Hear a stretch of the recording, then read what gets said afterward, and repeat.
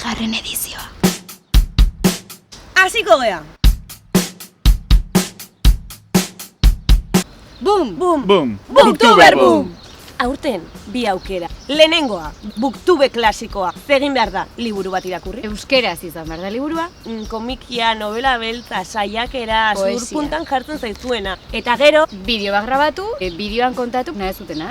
Laburpena, zergaitik gomendatuko zenuketen, ze pertsonea gustatu zuen gehien, eta zergaitik emango zeniokete liburu hori adibidez zuen etxai nagusiari. hala! Vale. Editatu, hori ondo dakizu egiten, eta igo YouTubera.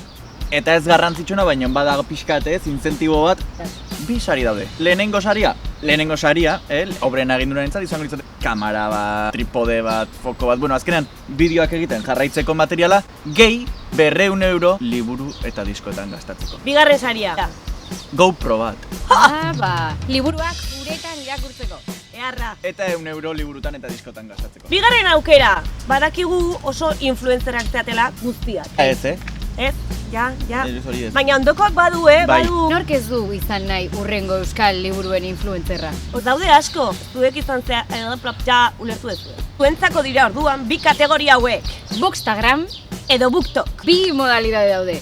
Instagramen post bat igo liburuaren xehetasunekin edo laburpenarekin edo nahezunarekin. Instagramen izan daiteke gehiago eduki aesthetic esaten dena, ez? Baina TikToken liburuaren laburpena den bideo bat egin behar du. Eta hemen oso garrantzitsua da, oso garrantzitsua. etiketatu errezue, abildua, Booktuber boom. Eta hashtaga jarri. Espero dugu gure TikTokean zuek agertzea. Liburuak gomendatzen. Edo ez gomendio izan daitekelako. Ez gomendio izan daiteke gogoratu etxaiarentzat. Garrantzitsua ere bai, goazen betorrekoa jartzea saria kontatzeko. Vale. Irabazlearentzat, mugikorrarekin grabatzeko kit bat. Influencer izaten jarraitzeko. Eta gomendiozko liburu bat. Eta ez hori bakarrik, Hori bakarrik.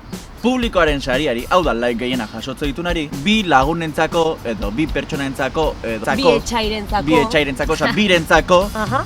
abentura txangorako sarera. Zeintzu dira baldintzak? 14-18 urte bitartekoa izan barzea. Hau da gu ez. Gu ez.